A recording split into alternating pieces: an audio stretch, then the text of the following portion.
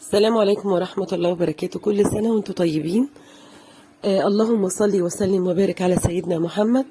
انا هعمل معاكم الفرخة دي بتتبيلة تحفة تخليها طعمها يهبل. هتبقى يعني ولا مطاعم ولا اي حاجة لا يمكن هيعملوها بالطريقة دي. حتى لو فرخة كبيرة ازاي تتبليها وتعملي صينية حلوة كده وتقدميها لضيوفك. لو عندك عزومة هتشرفك جدا. طعم وشكل حاجة تحفة. اولا انا جبتها وفتحتها كده وبعدين حركة الدق بالهون دي او بالايد ديت عشان تمزع اللحم من بعضه ويبقى طري مفتح من جواه. وبعد كده نغزها بالسكينة وحتى من جوه هفتح الصدر كده من جوه نصين بالطول.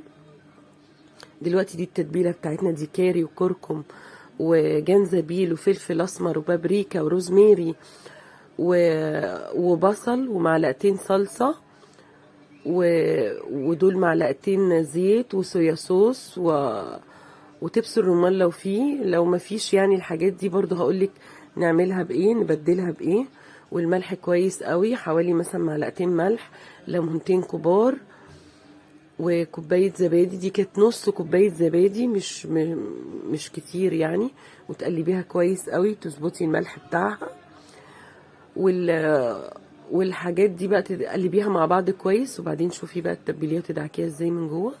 الحاجات اللي انا فتحتها من جوه هعملها فيها هتديها طريان وسوا وطعم وهتبقى طعمها تحفه. شوفي تدعكيها كويس قوي تدخلي ايديكي بين الجلد واللحم وشوفي الصدر مفتوح ازاي بروح مدخله برضو جواه علشان لو مش لاحقه تبيتيها لتاني يوم لا انت تقدري تعمليها وتطبخيها كده في ساعتها طعمها يبقى حلو قوي. طبعا من بره ده مش هيبان خالص بعد السوا. شوفي الصدر هقطعه كويس لانه كبير. شوفي بقطعه خالص مش بشرحه بس لا انا بقطعه كويس.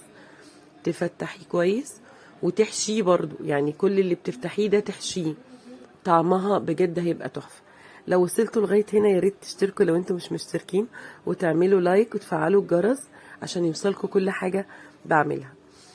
بعد لما تعمليها كده تجيبي صينيه تحطي فيها بصل وترشي بصل حلقات وتحطي عليه ملح وفلفل وبرده تحطي زيت لو زيت زيتون او زيت عادي اي حاجه. والطماطم مبشوره مش مضروبه في الخلاط ولا حاجه. احنا عايزينها تدي لون يعني يبقى اصفر كده محمر مش تدي طماطم. لا احنا مش عايزين بقى يبقى كله طماطم. هنا برضو لو عايزه تعمليها ببطاطس دي واحده تانية بالبطاطس برضو بطاطس متقطعه كبير وملح وترشي عليها ملح وفلفل والبصل حلقات وتروحي حاطه عليها الفرخه المتبله الحلوه دي. اتمنى لو انتوا هنا تصلوا على النبي وتقولوا لنا رايكم في التعليقات. ولو انتوا بتشوفوني لاول مره يا ريت تشتركوا. هنا مثلا لو جيتي طلعتيها ولقيتيها لسه نيه شويه تعملي ايه؟ لو في صوص خدي بالمعلقه ورشي عليها تاني. طيب لو مفيش تحطي قد نص يعني نص كوبايه في الصوص كده من الجنب وتروحي رشه تاني عليها وتغطيها تاني وتدخليها. انا نسيت اقول لكم في الاول خالص تخش الفرن تتحط من تحت حوالي ربع ساعه وبعدين تتغطى وتتحط في النص حوالي ساعه او ساعه وربع. وتيجي بقى تطلعيها تلاقيها بالشكل ده. ما هياش محتاجه ولا شوايه ولا محتاجه ان احنا يعني نحطها في الفرن كتير. ضروري تبتدي تحطيها من تحت شويه علشان ما تنشفش. لو حطيتيها في النص لازم من تحت الاول وبعدين ترفعيها فوق. كل ده وهي متغطيه كل السوا ده وهي متغطيه. وبالهنا والشفا. لو عجبكم ما تنسوش تقولوا رايكم وتعملوا لايك.